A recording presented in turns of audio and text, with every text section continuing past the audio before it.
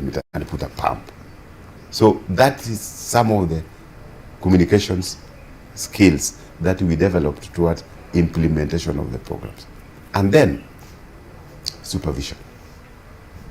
We had to supervise and tell everybody that you are here to complete these projects. And anybody who lags behind, assessment and spot check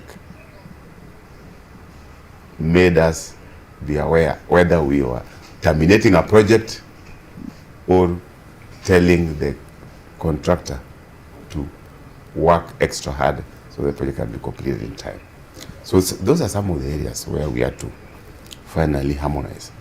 And moving out of the office to make sure that whatever you see in paper is what happens outside there. That was the key. Supervision, field work, making sure that you don't only receive reports, but you also have access and the ability to demonstrate outside there that you are in charge. In case the governor wins a second term, because constitutionally you must go back to the people after every 5 years. If the Constitution gave us an opportunity that if you have done so well, then it's automatic, we would have gone automatically. But I think because that is a requirement that we must go back to the people, the governor will go back to the people, is the bearer of this vision. My plans would be, if I stay in this docket, is to make sure that the programs which have been started, like what I've said, Lake Victoria Water Sanitation Program, that is LV Watson. We are doing 107 kilometers of pipeline extension. We are doing 70 kilometers of sewerage coverage. Given that we have mapped out those areas, and these are programs which are in pipeline, we are doing a wastewater treatment at Tongulu. I will make sure that program is coordinated and it is implemented in the manner which it was designed. I will also make sure that the program which is coming, that is Korusoeni Multipurpose Dam, which we have mapped out, designed it, put all of the tank in specific areas, that is Moroni, Koru, Miwani, Chemelil, roundabout. There's one in Awasi. There's also Aero tank. There's Otienoyo. There's a tank will be at Otienoyo, Mambuleo, and then the Busa tank, which will pump water to Riat. That project, I will make sure that it is done to its full completion. The other thing that I will make sure that is done is to turn Kisumu around, so that every homestead will have a running tap which is constantly being served by running water. That would take us to the vision where the governor wants to go. And that's the direction that we are headed to. In terms of solid waste management, environmental conservation, the three areas which we had identified, that is Nyatigo Hills in Seme, Kajulu Hills in Kisumu Hills, and Koru Hills, are gazetted and protected, conserved, so that we can increase our forest cover from where we are to a percentage that reflects the reality on the ground. I will also make sure that the project and the program which we started of waste to energy facility at Kasese is fast-tracked to its fullest. I will also make sure that each and every sub-county as a park, just like what we have in Kisumu City, that has internet connection, so that every other person who wants to relax can be able to visit the parks within every sub-county and have an opportunity to have a rest. The interest, the governor's interest in the department.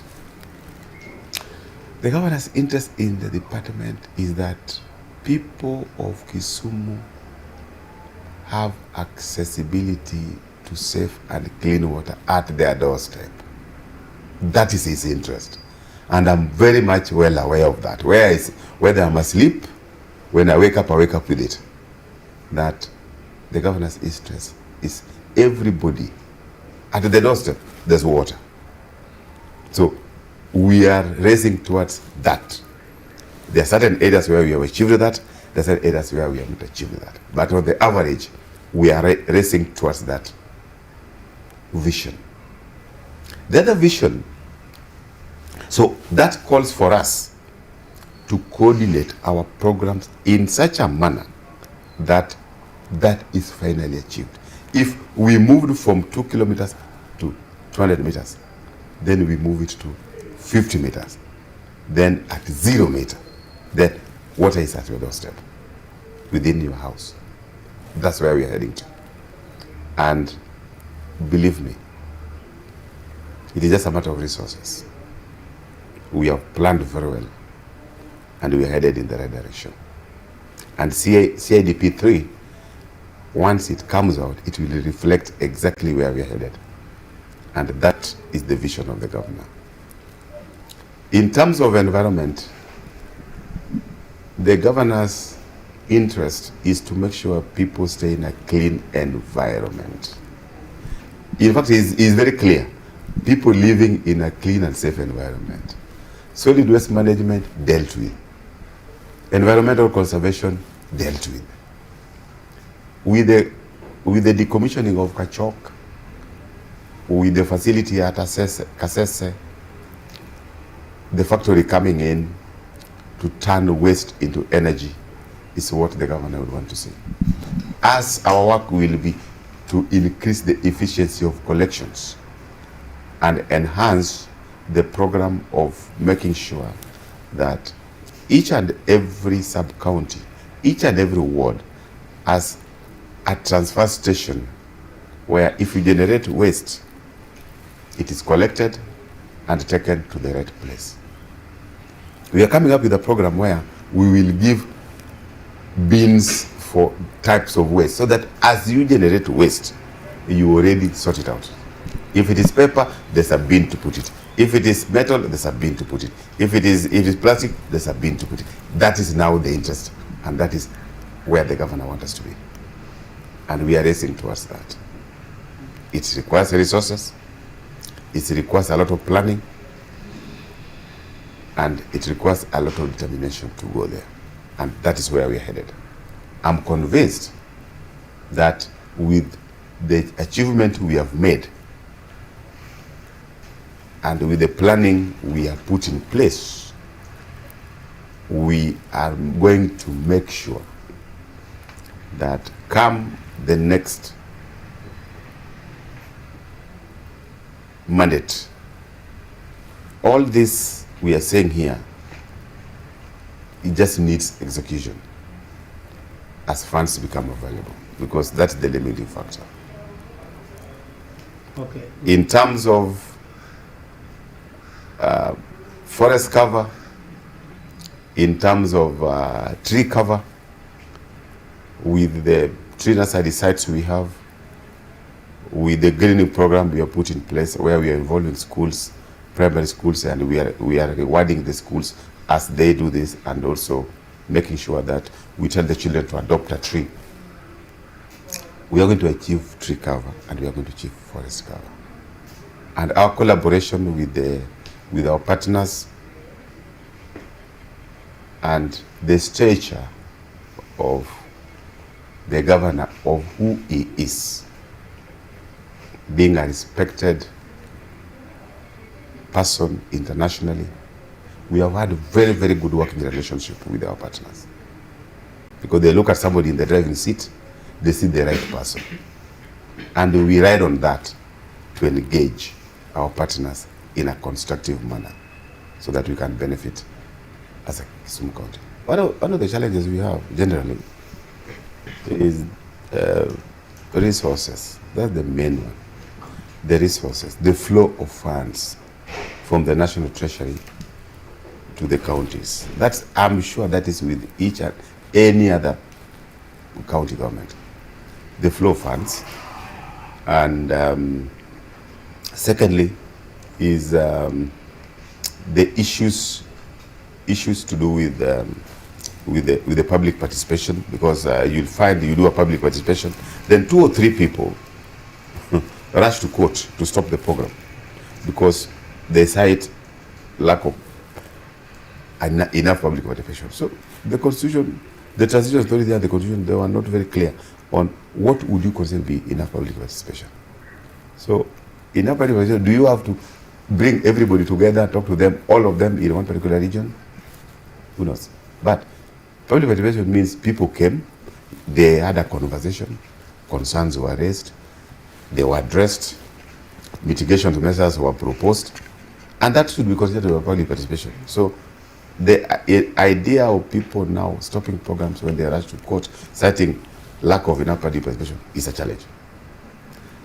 Environmental issues in terms of engaging the people to discharge affluent into the environment, like people doing what we call construction of houses, multi-dwelling, and then inability for them to put up a system that would take it to some kind of a treatment. That's also is a challenge, but we are dealing with it because we know what's supposed to be done, but that should be picked up. And another challenge that we are also dealing with is encroachment into the wetland areas.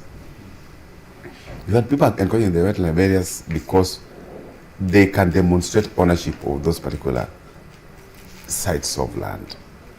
And the issues of titles by the previous municipal council, I think it ignored some of the areas which were not supposed to be inhibited. So that is also a challenge which always comes up all the time. So all in all, we can say we are dealing with them. I know the sustainability of community water points was another challenge, as much as we are trying to capacity build them and put them in place, but we are also dealing with it. So basically, I can say that we are ready to go. As a department, we are ready to pick up the next mandate come August 10th, because I know and I believe that the people of Kisumu have looked at where we were when the governor came in and where we are today. And we can confidently tell them that we have made a stride in the right direction in terms of service delivery. We have done and we are going to do. As one of those who have been in this government since the governor came in 2017, I want to remind myself and any other person that I came into this office on the 6th of December 2017, and there were a lot of programs which had not been addressed. I found a program here by UNICEF, Football for Wash, and the people signed the document and there was no implementation plan. Execution was not there. We started executing them. And I want to say that the partners are happy with what we have done.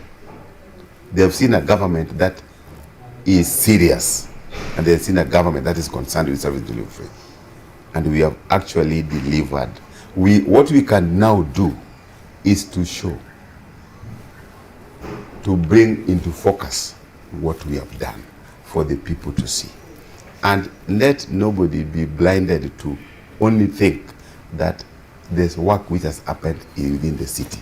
Work has happened outside there. If you don't have information, we have the information in the governor's address book. Check it out. We can only be able to now show the people what we have done, where we were, and where we are still going, and address them fairly, and hope that come 9th of August, with the work which we have done, the people are going to give the governor a second chance to complete his vision and agenda for this county. Because I also remember that you might be given leadership position, but without agenda, you will have nothing to show for it. Just like we can say that, yes, people have said there was money from KUSP, KUP, but nothing was done until Governor Nyong'o came on board to do something with those funds which were there. And people can see them. It's a demonstration of service delivery. If you can surpass a target which has been set, which means you have done over and above. And may the people of Kisumu see for themselves.